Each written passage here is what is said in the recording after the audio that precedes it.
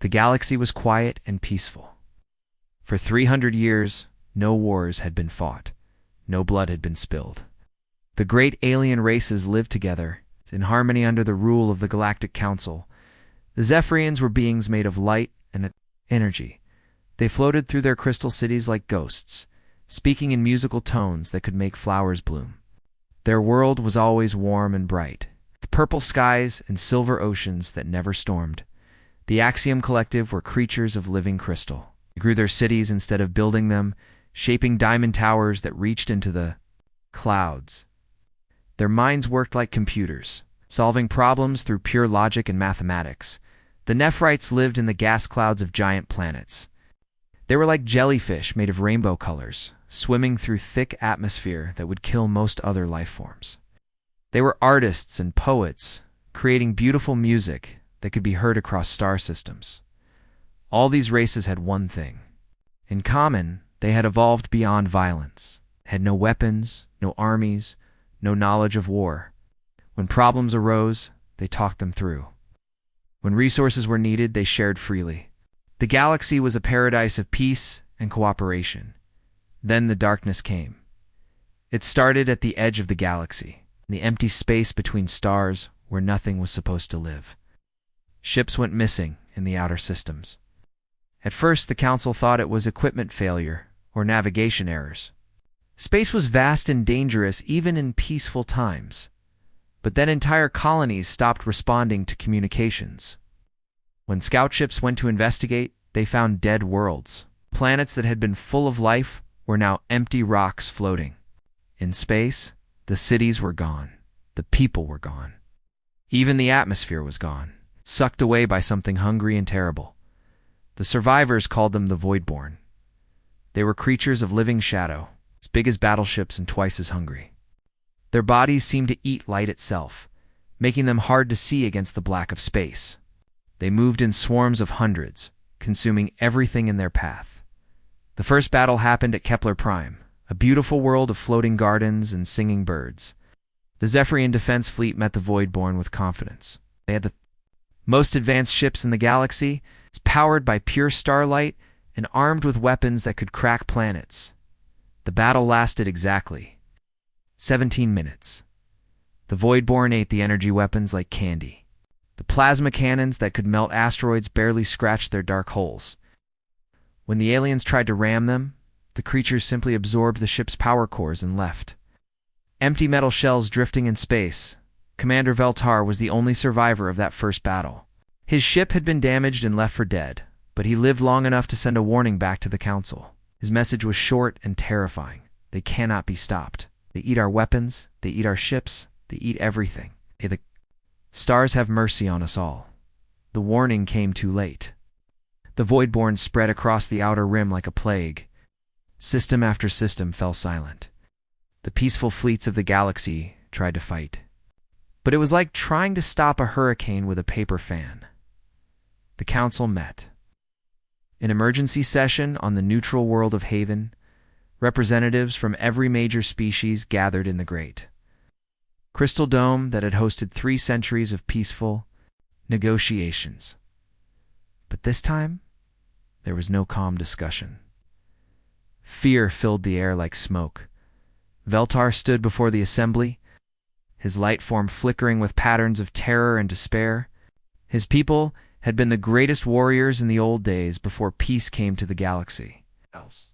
They were as helpless as children. Honored council members, he said, his voice carrying the weight of billions of lost souls. We have lost 17 star systems in the past month. Our computers predict total galactic extinction within 6 months if we cannot find help. Letter Kethron of the Axiom Collective rose from his crystal throne. His mathematical mind had been running calculations. Since the first attack, and the numbers were all bad, we have tried everything our science can produce.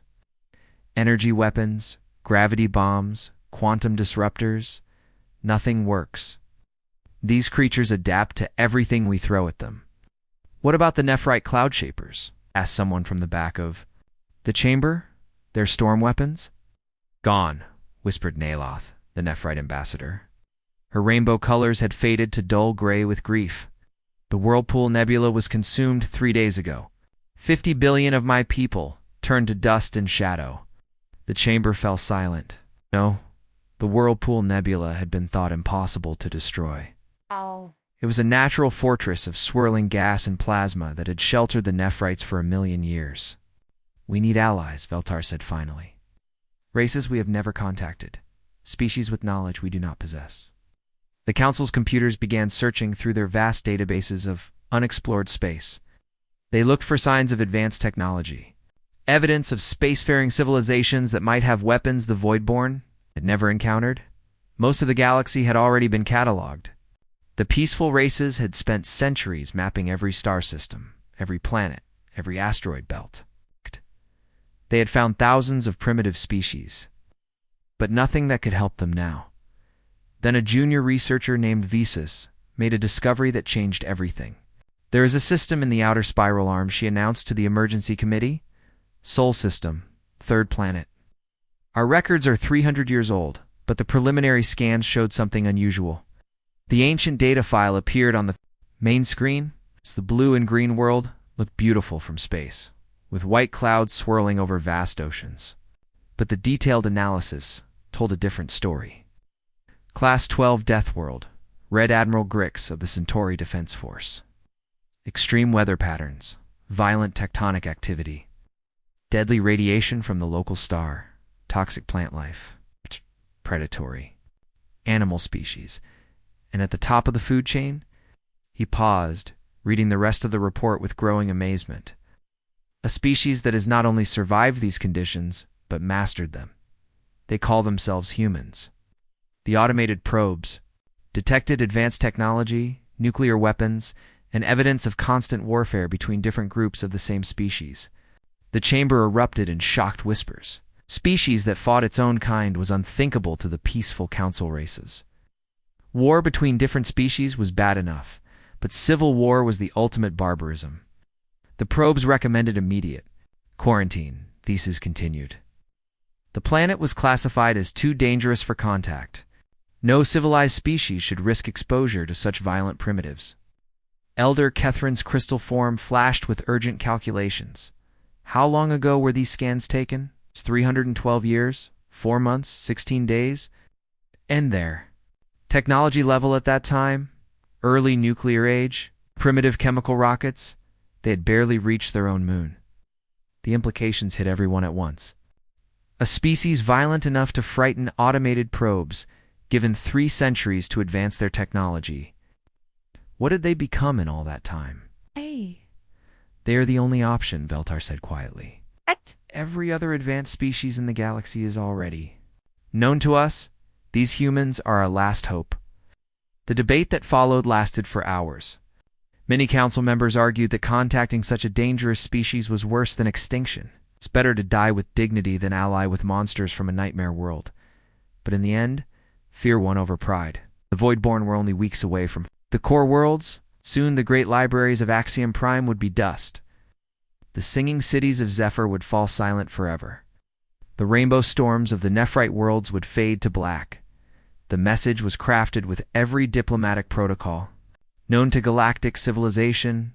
It explained the situation, requested military assistance, it offered to share all of their advanced technology in exchange for help. The transmission was aimed at the third planet of the Sol system and broadcast on every frequency their computers could generate. It carried with it the hopes and fears of 1 trillion peaceful souls facing their darkest hour. The response came back 3 days later. It was short, simple, and spoken in a voice that somehow managed to be both calm and terrifying at the same time. Message received. Help is on the way. In the depths of space, something stirred in the shadows between stars. The Deathworlders were coming. Captain Jake Morrison stood on the bridge of his ship, watching the alien transmission play for the 5th time. The holographic being in front of him looked like a ghost made of starlight, speaking in sounds that his computer had to translate into English. "They want us to fight a war for them," said Dr. Lisa Grant, the ship's science officer. She was a tall woman with short brown hair and scars on her hands from years of dangerous research. Their entire species has never even heard of military tactics. Morrison scratched his gray beard, thinking hard. He had fought in 3 different wars across the solar system: Mars, Europa, the asteroid belt. Each one had taught him something new about killing and surviving. Now aliens from across the galaxy were asking for his help. And they picked us because we live on a death world, he said with a dry laugh. I guess our reputation precedes us. The human fleet that answered the alien call was small. It's only 50 ships, compared to the thousands that the aliens could field. But every human vessel was built for war. Where alien ships were smooth and beautiful, human warships looked like flying weapons. They were covered in gun turrets, missile pods, and armor plating. The UES Defiance was Morrison's flagship. It had been built in the shipyards above Luna, designed by engineers who understood that space was full of things that wanted to kill you. The ship's hull was scarred from a dozen battles, and its crew of 200 had been fighting together for over 5 years. Captain, said Lieutenant Amy Watson from the communications station, we're getting a signal from the alien fleet. They want to meet us at coordinates they're sending now. Watson was Morrison's second-in-command, a former Marine who had earned her rank in the brutal fighting on Ganymede. She was shorter than most of her crew, but she moved like a predator and could outfight men twice her size. Tell them we're coming, Morrison replied, and Amy. Make sure the crew understands that we're representing all of humanity here. First impressions matter. The meeting took place aboard the largest alien ship, something called Harmony's Dream. Morrison had never seen anything like it.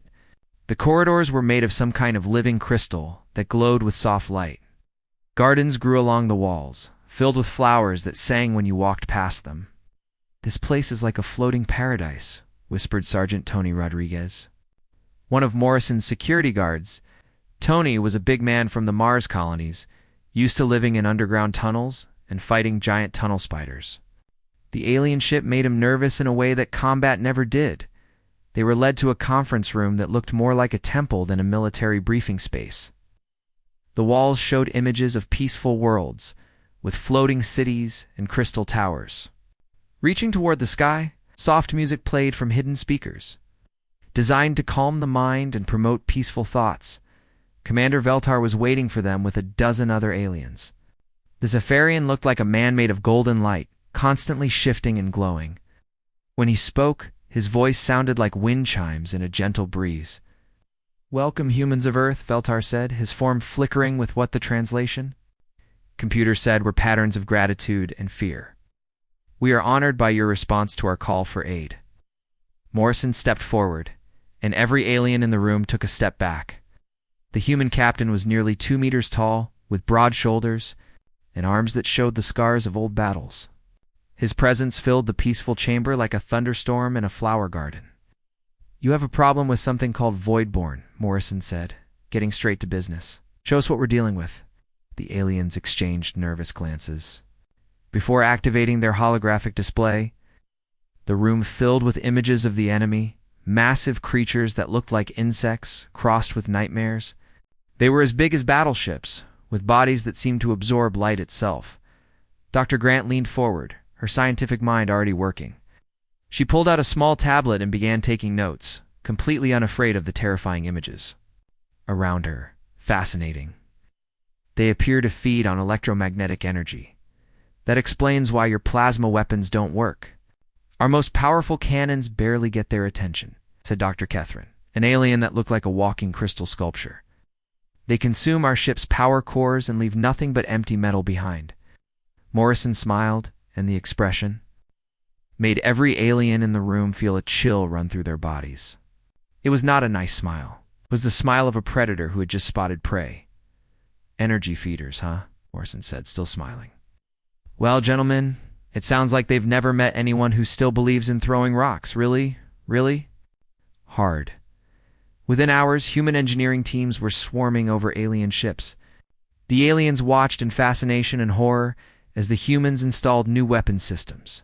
K-railguns that could throw metal slugs at incredible speeds. Itza launchers loaded with explosives that worked through simple chemistry rather than advanced energy systems. Chief Engineer Bobby Clark was in charge of the retrofit operation. He was a small, skinny man from the asteroid belt who could make miracles happen with scrap metal and determination. The aliens watched him work like he was performing magic. You see, Bobby explained to a group of confused Axiom engineers. The problem with energy weapons is that they're predictable. Every shot is basically the same. But with kinetic weapons, every projectile can be different. Different mass, different speed, different explosive payload. The alien engineers tried to understand, but their peaceful minds struggled with concepts of destruction. They had spent thousands of years perfecting the art of creation, not annihilation. Meanwhile, Dr. Grant was setting up laboratories throughout the alien fleet. She wanted to study every piece of Voidborn material they could find, looking for weaknesses that the aliens had missed. The key to winning any war is understanding your enemy, she explained to Dr. Nalat H., a Nephrite scientist whose rainbow colors had faded with grief. These creatures have been successful because they've only fought peaceful species. They've never faced anyone who fights back properly. Lieutenant Watson was busy training alien security teams in basic combat techniques. It was like teaching children to fight, except these children were hundreds of years old and had never even seen violence before.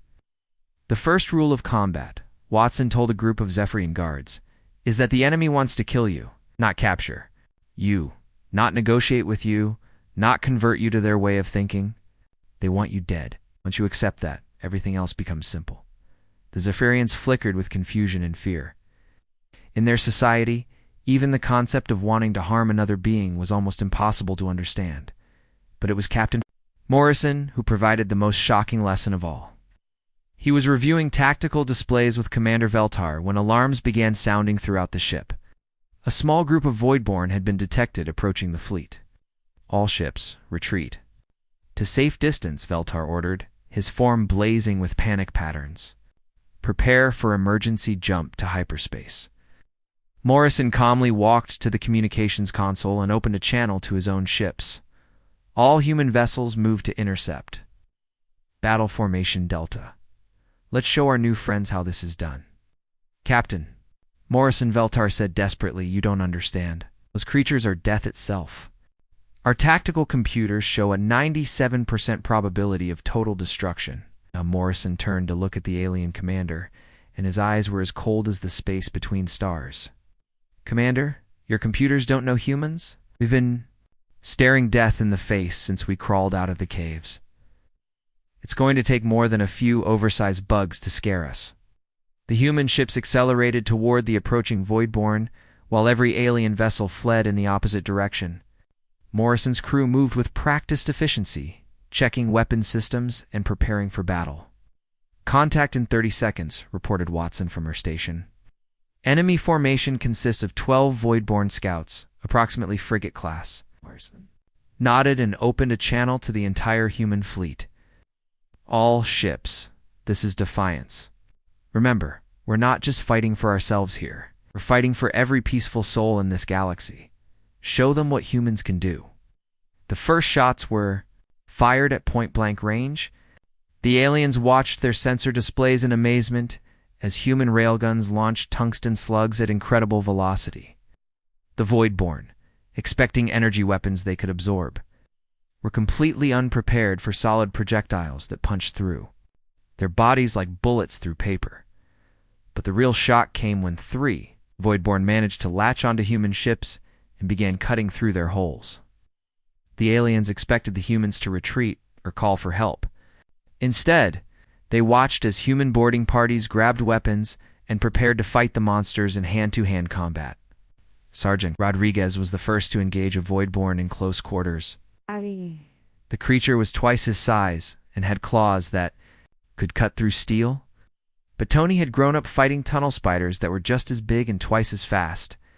He moved like a dancer, staying just out of reach while pumping rifle rounds into the creature's soft spots. Come on, you ugly bug. Tony shouted as he ducked under a swipe that would have taken his head off. I've fought scarier things before breakfast.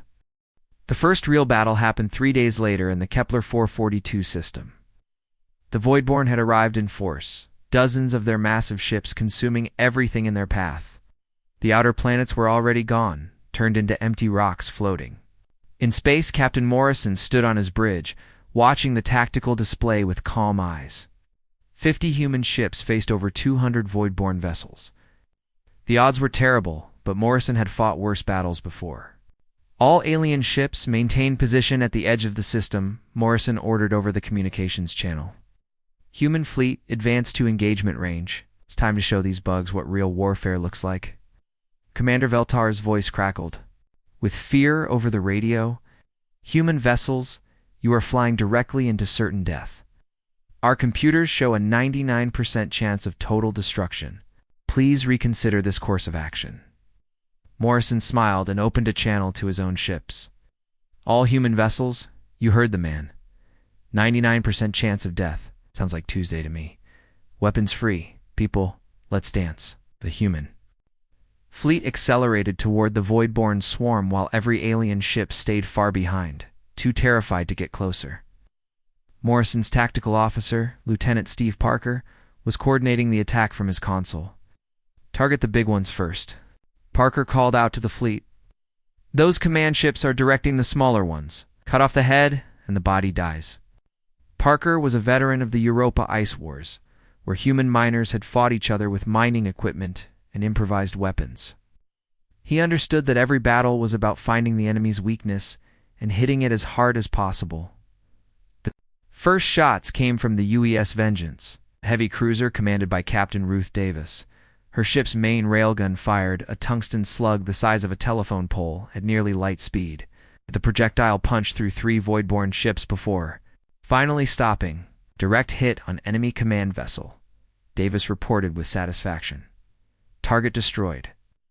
Moving to next target. Davis was a former asteroid miner who had learned to fight during the Belt Wars. She knew how to make every shot count, because in space battles, ammunition was always limited. The Voidborn tried to respond with their usual tactics. They swarmed. The human ships, attempting to latch on and drain their power cores. But the humans had learned from the alien battles and modified their ships accordingly. Chief Engineer Bobby Clark had installed what he called bug zappers on every human vessel. When a Voidborn tried to attach itself to a ship's hull, powerful electromagnets would grab it and hold it in place while automated cutting torches sliced it apart. Got another one, reported Sergeant Carol Lee from the UES destroyer. These things are dumber than I thought. They keep trying the same trick over and over. Lee was a former police officer from the Mars colonies who had joined the military after her family was killed in a pirate attack. She had no patience for enemies, who couldn't learn from their mistakes. But the real test came when the Voidborn changed tactics. The creatures were learning, adapting to human weapons and strategies. They began using hit-and-run attacks, striking fast and then retreating before the humans could respond. They're getting smarter, observed Dr. Grant from her position on Morrison's bridge. She was monitoring the battle through sensor readings and computer analysis. The hive mind is processing our tactics and developing counters. Then we need to stay one step ahead of them, Morrison replied. He opened a channel to the entire human fleet. All ships switch to pattern gamma. Time for some chaos theory. Pattern Gamma was a strategy Morrison had developed during the Titan Rebellion. Instead of using organized formations, human ships would attack randomly, each captain making independent decisions based on local conditions. It was messy and dangerous, but impossible for an enemy to predict. The alien observers watched in amazement as the human fleet scattered across the battlefield, each ship fighting its own private war. It looked like complete confusion, but somehow it worked. The Voidborn couldn't adapt to tactics that changed every few minutes. Lieutenant Watson coordinated the boarding actions from her assault ship. When Voidborn vessels were disabled, human Marines would storm aboard to plant explosives and gather intelligence. Remember, Watson told her assault teams over the radio, "These things are tough, but they're not invincible. Aim for the joints and soft spots. Keep moving, and don't let them corner you." The Marines who followed Watson into battle were volunteers from across human space. Former soldiers, police officers, miners, and anyone else who knew how to fight and wasn't afraid to die for a good cause. Corporal Mike Thompson led one of the assault teams through the corridors of a damaged Voidborn ship. The interior was like a nightmare maze of organic tunnels and pulsing walls that seemed to be alive. "This place gives me the creeps," muttered Private Jenny Roberts, a former security guard from Earth who had joined the fleet to avenge her murdered brother. "It's like being inside a giant stomach." "Stay focused," Thompson replied, checking his rifle's ammunition counter. "Remember, we're not here to sightsee. Plant the charges and get out." Thompson was a veteran of the gang wars that had raged through Earth's underground cities. He had learned to fight in tunnels and confined spaces where every corner could hide an enemy. The assault team fought their way to the Voidborn ship's central brain, a pulsing mass of organic computer tissue that controlled the vessel's functions. They planted their explosives and retreated just as more Voidborn creatures arrived to defend their ship. "Charges set," Thompson reported as his team fought their way back to their shuttle. 30 seconds to detonation. The explosion tore the Voidborn ship apart from the inside, sending chunks of alien metal spinning through space. It was one of dozens of similar actions happening throughout the battle, but it was Dr. Grant who made the most important discovery. She had been analyzing samples of Voidborn tissue that the assault teams brought back, looking for biological weaknesses that could be exploited. "They're not just feeding on energy," she announced to Morrison over the intercom. "They're consuming quantum information itself. That's how they adapt so quickly to new weapons. Can we use that against them?" Morrison asked, always thinking tactically. "Maybe," Grant replied, her mind already working on possibilities. "If we can disrupt their quantum processing, we might be able to confuse them or even shut them down temporarily." The battle raged for 6 hours, the longest single engagement in the war so far. Human ships darted in and out of the Voidborn formation like wolves attacking a herd of cattle. It would strike hard, cause damage, and retreat before the enemy could respond effectively. Captain Davis's ship, the Vengeance, was badly damaged when 3 Voidborn vessels surrounded her. Her engines were failing, and her weapons were nearly out of ammunition. "This is Vengeance," she reported calmly over the radio.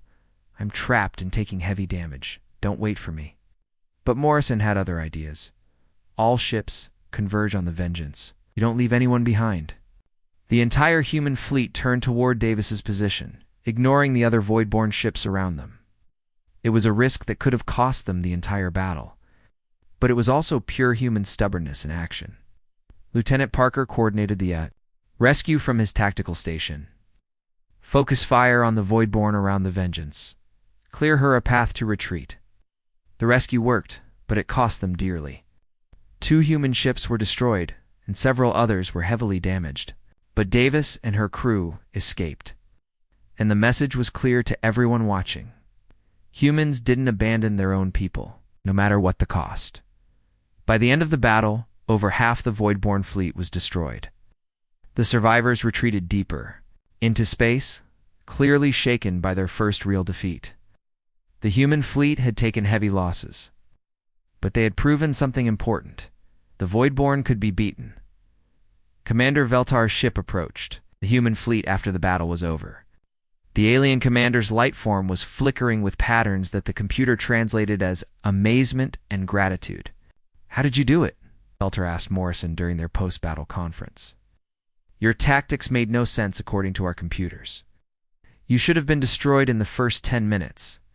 Morrison leaned back in his chair, looking tired, but satisfied. "Commander, you people have spent so long living in peace that you've forgotten something important.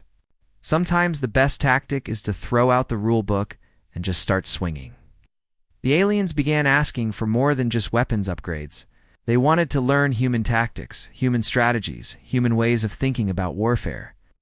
It was a dangerous thing to teach peaceful beings how to fight. But the galaxy's survival depended on it. Watson set up training programs on every major alien ship. She taught Zephyrian guards how to think like soldiers instead of peacekeepers. She showed Axiom engineers how to build weapons that were designed to kill rather than just disable. The hardest part, Watson explained to a class of alien officers, is accepting that your enemy wants you dead. They're not going to negotiate. They're not going to show mercy. They want to wipe out everything you've ever loved. Once you understand that, everything else becomes simple. The transformation was remarkable but painful to watch. Species that had never known violence were learning to hate, to fear, and to kill. Went against everything they believed about civilization and progress.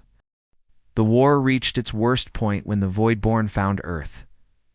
Admiral Kate Sullivan was in command of the Home Defense Fleet when the enemy ships appeared at the edge of the solar system. She had been expecting this day ever since the first human ships left to help the aliens.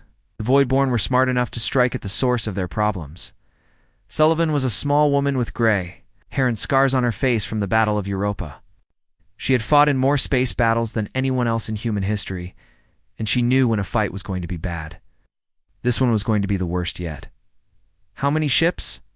she asked her tactical officer from the bridge of her flagship, the UES Retribution. "Over 300 Voidborn vessels, Admiral," reported Commander Paul Watson, Lieutenant Watson's older brother, including at least 12 of their super heavy command ships. "It's the largest force we've ever seen." Sullivan nodded grimly. The human home fleet had only 60 ships, and half of them were older vessels that had been pulled out of mothballs when the war started. They were facing impossible odds, but that had never stopped humans before. "Send a message to all colonies," Sullivan ordered. "Full evacuation to the underground cities." This is going to get ugly. The civilian evacuation was already underway before the first shots were fired. Billions of people on Earth, Mars, Europa, and the other human worlds rushed to their emergency shelters. They had been preparing for this day ever since humans first ventured into space and discovered how dangerous the universe could be.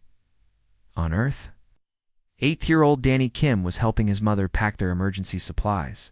His father was somewhere in space with Admiral Sullivan's fleet, fighting to protect their home. "Will Daddy be okay?" Danny asked, as they hurried toward the nearest shelter entrance. His mother, Sarah Kim, picked him up and carried him down the metal stairs into the underground city. She had been a soldier herself before Danny was born, and she knew how bad this battle was going to be. "Your father is the toughest man I know," she told Danny, trying to keep her voice steady. "He'll be fine." But deep down, Sarah wasn't sure. Anyone would be fine after this battle. The fighting began at the outer edge of the solar system, near Pluto. Admiral Sullivan had positioned her ships in a defensive line, using the small planet's gravity well to their advantage. It was a classic human tactic: use every piece of terrain, no matter how small. "All ships, hold your positions," Sullivan ordered as the Voidborn fleet approached. "Let them come to us. Make them pay for every meter of space." The first wave of Voidborn ships crashed into the human line like a black tsunami. Railguns fired at maximum rate, filling space with tungsten slugs and explosive missiles. But there were too many enemies and not enough defenders. The UES Defender was the first ship to fall. Captain Brian Murphy and his crew of 200 fought until their ammunition ran out, then rammed their crippled vessel into a Voidborn command ship. Both ships exploded in a ball of fire that could be seen from Mars. "Defender is gone," reported Commander Watson, his voice tight with emotion. Captain Murphy's last transmission was for Earth and humanity. Sullivan felt each loss like a knife in her heart. But she couldn't afford to grieve yet. The battle was just beginning, and her people needed her to be strong. The Voidborn had learned from their previous defeats. They no longer charged straight at human ships. Instead, using complex tactics that forced the defenders to spread out and fight on multiple fronts. The alien creatures were adapting, becoming smarter and more dangerous with each battle. Dr. Grant's research had finally produced results. Her team had developed quantum scramblers, devices that could disrupt the Voidborn's ability to process information and adapt to new threats.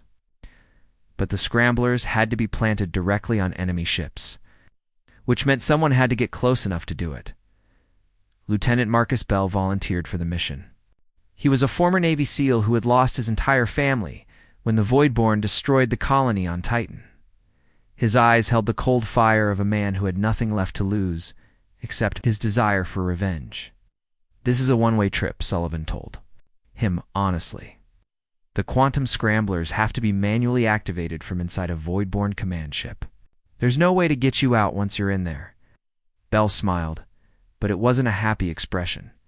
"Admiral, my wife and kids are dead because of these things. I've got nowhere else to be." The insertion team consisted of Bell and 5 other volunteers, all of them people who had lost everything to the Voidborn. They used a captured alien shuttle to approach the largest enemy command ship. Pretending to be Voidborn reinforcements, the plan worked perfectly until they were inside the enemy vessel. The interior of the Voidborn ship was like a living nightmare, all organic walls and pulsing veins that seemed to breathe. The air was thick and poisonous, forcing the humans to wear sealed environmental suits. "A target is 200 meters ahead," Bell reported over his radio as the team fought their way through corridors full of defending Voidborn creatures. Heavy resistance, but we're making progress. Corporal Lisa Chang, a former Marine from the Jupiter colonies, was covering the team's rear when a group of Voidborn warriors broke through their defenses. She held them off with rifle fire and grenades while her teammates advanced toward their target. "Go!" Chang shouted over the sound of battle. "I'll hold them here."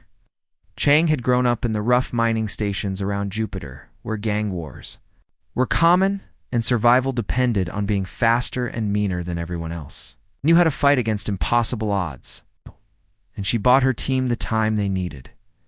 Bell and the remaining volunteers reached the Voidborn ship's central brain, a massive organic computer that controlled the entire vessel. They planted their quantum scramblers and activated the devices, knowing they would never see the results of their sacrifice. Scramblers active, Bell transmitted as Voidborn creatures poured into the chamber around them. "Tell Earth we did our job." The quantum scramblers worked beyond anyone's expectations. The Voidborn command ship stopped moving, its brain overwhelmed by conflicting information. More importantly, the confusion spread to other enemy vessels through their hive mind connection. Admiral Sullivan seized the opportunity immediately.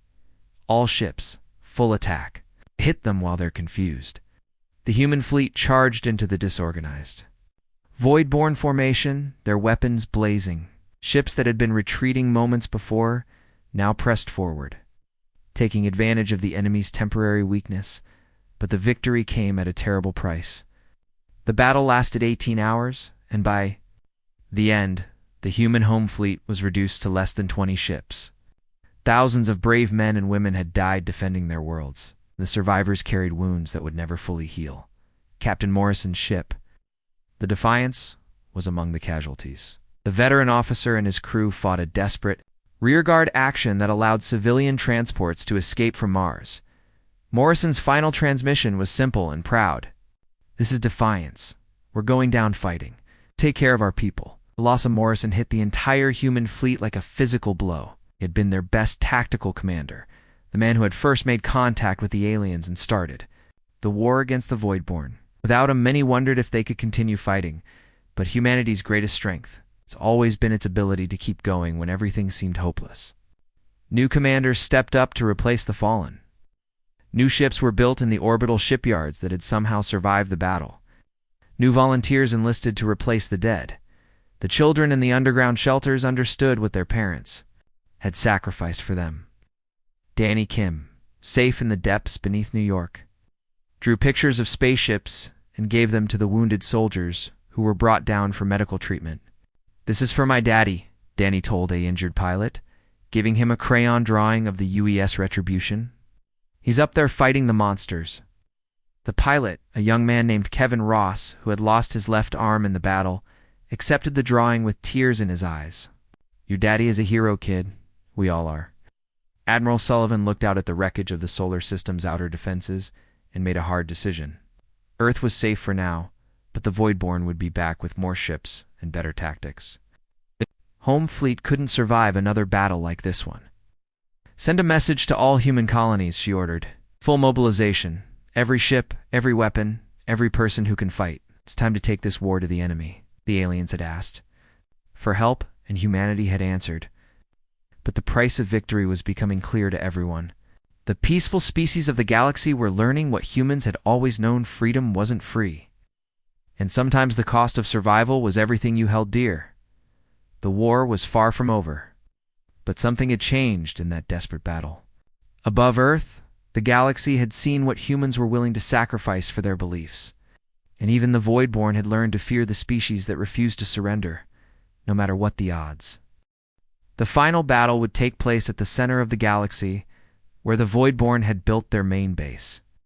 Intelligence gathered from captured enemy ships revealed that all the creatures were controlled by something called the Void Mother, an ancient being that had been consuming galaxies for millions of years. Fleet. Admiral Chris Parker stood before the largest military gathering in galactic history.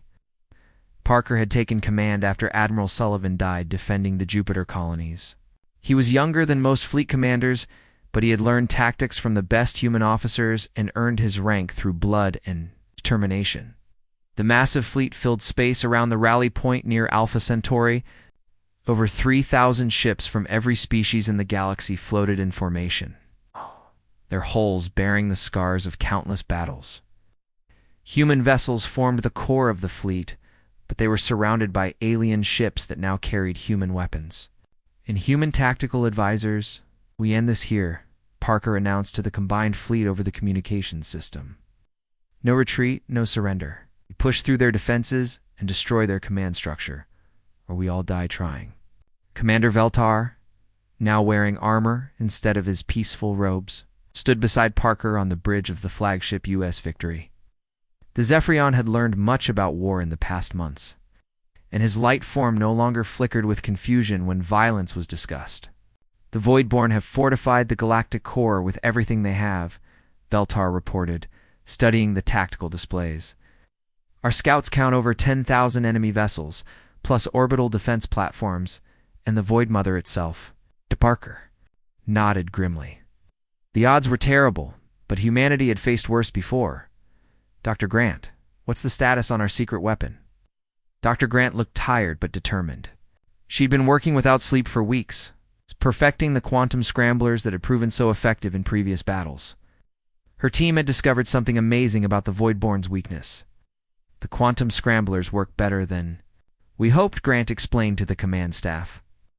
The Voidborn hive mind has a single point of failure. If we can disrupt the Void Mother's quantum processing, the entire species should become confused and vulnerable. Should? Asked Colonel Watson, who had taken over training duties after her promotion. That's not very reassuring, Doctor. Shrugged, a gesture she had learned from years of working with military personnel. Colonel, we're dealing with alien technology that's millions of years old. Nothing about this war has been certain. The assault began with long-range bombardment from the edges of the galactic core. Human railguns and alien energy weapons fired continuously, trying to weaken the Voidborn defenses before the main attack. The enemy responded with waves of smaller ships, forcing the Allied fleet to fight running battles while advancing toward their target. Captain Ruth Davis, now commanding the rebuilt U.S. Vengeance, led the first wave of attack ships. Her vessel had been destroyed and rebuilt 3 times during the war, but she kept fighting with the same determination that had made her famous. All attack squadrons, follow my lead, Davis ordered, as her ships accelerated toward the enemy line. Remember, we're not trying to win a fair fight. We're trying to survive long enough to plant our bombs. The space battle was unlike anything the galaxy had ever seen. Thousands of ships fought across millions of kilometers, their weapons lighting up the darkness between stars. Human boarding parties stormed Voidborn vessels while alien crews provided covering fire with weapons they were still learning to use. Sergeant Tony Rodriguez led one of the assault teams deep into a Voidborn fortress ship. The former Mars colonist had become one of humanity's most decorated soldiers, but he still preferred fighting in close quarters where his experience with tunnel spiders gave him an advantage. These things are getting smarter, Rodriguez reported.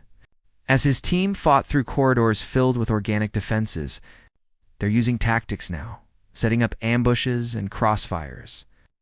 Private Jenny Roberts, now a veteran of dozens of boarding actions, nodded as she provided covering fire with her rifle. They're learning from us. Every battle makes them more dangerous. The humans were learning too. The assault teams moved with perfect coordination, using explosives and advanced tactics to clear their way toward the fortress ship's vital systems. When they planted their quantum scramblers, the massive Voidborn vessel stopped fighting and began attacking its own allies. The breakthrough came when Dr. Grant's research team discovered the location of the Void Mother itself. the ancient entity, was hidden inside a massive structure at the very center of the galaxy, protected by layers of defenses that had never been breached in millions of years. "It's beautiful in a terrifying way," Grant reported as the main fleet approached the structure. "Like looking at the birth of entropy itself. The Void Mother appears to be a living black hole, held together by quantum forces we barely understand." Admiral Parker studied the readings from his command ship, trying to find a weakness in something that had destroyed entire galaxies. The structure was massive beyond comprehension. It's larger than most star systems and surrounded by defenses that could destroy planets. "How do we kill something like that?" asked Lieutenant Commander Mike Thompson, who had been promoted after his heroic actions during the Jupiter defense. "The same way we kill everything else," Parker replied with the calm determination that had carried humanity through the darkest days of the war. "We get close enough to plant our explosives and hope they work." The final assault required volunteers for another suicide mission. The quantum scramblers had to be planted directly on the Void Mother's core structure, which meant flying through defenses that had been built to stop entire fleets. Sergeant, First Class Ryan Cooper volunteered to lead the mission. Cooper was a demolitions expert from New Texas who had lost his family in the first Voidborn attacks. He was known throughout the fleet for his ability to make big explosions happen in small spaces. "I'll need a team of 12, Cooper told Parker during the mission briefing. "Pilots, engineers, and enough explosives to crack a moon. This is going to be the biggest bang in galactic history." The volunteers came from every human colony and several alien species that had learned to fight alongside their human allies. They flew in small, fast ships designed to slip through the enemy defenses while the main fleet provided a distraction. The flight through the Void Mother's defenses was like flying through hell itself. Weapons fire-filled space so thickly that it looked like a solid wall of energy. Ships exploded around Cooper's team as they pushed deeper into the structure, but they kept flying toward their target. "We're losing ships fast," reported Lieutenant Sarah Bell, Marcus Bell's younger sister, who had joined the military to avenge her brother's death. "Half the team is gone already." Cooper's voice came back, calm and steady over the radio. "Then we better make this count. All remaining ships, follow me in. We're going to ram this thing if we have to." The final approach was made by Cooper alone. In his damaged fighter, the rest of his team had been shot down or had their ships too damaged to continue. He flew through a storm of defensive fire with his ship falling apart around him, carrying enough quantum explosives to destroy a small star. "This is for Earth," Cooper transmitted as he guided his fighter toward the Void Mother's core. Is for humanity. This is for every world these things have murdered." The explosion that followed could be seen from the edge of the galaxy. The quantum charges created a cascade reaction that tore the Void Mother apart at the subatomic level, releasing energy that had been building for millions of years. The effect on the Voidborn was immediate and total. Across the galaxy, every single creature simply stopped fighting and drifted lifeless through space. The hive mind that had controlled them was gone, leaving behind empty shells that posed no threat to anyone. The silence that followed was absolute. After months of constant warfare, the galaxy was finally at peace again. But the peace was different. From what had existed before the war, the alien species had learned that the universe was a dangerous place, and they could no longer afford to be defenseless. Human military advisors stayed with every major fleet. Teaching the arts of war and vigilance, Admiral Parker addressed the Galactic Council. And one final time before the human fleet departed for home. The council chamber had been rebuilt after the Voidborn attacks. But it now included defensive systems and emergency protocols that would have been unthinkable before the war. "You called us Deathworlders," Parker said to the assembled alien representatives. "Maybe that's what we are. But we're your Deathworlders now. The galaxy is bigger and more dangerous than any of us imagined, and someone needs to watch the dark spaces between the stars." The human ships jumped to hyperspace, leaving behind a network of monitoring stations and defense platforms throughout the galaxy. Earth's children had stepped onto the galactic stage. They would never again allow the peaceful species to face extinction alone. In the underground cities of Earth, Donnie Kim looked up at the night sky through the reinforced windows of his shelter. His father had come home from the war, scarred but alive, and the monsters were gone. But Danny understood that there might be other monsters out there, waiting in the darkness between galaxies.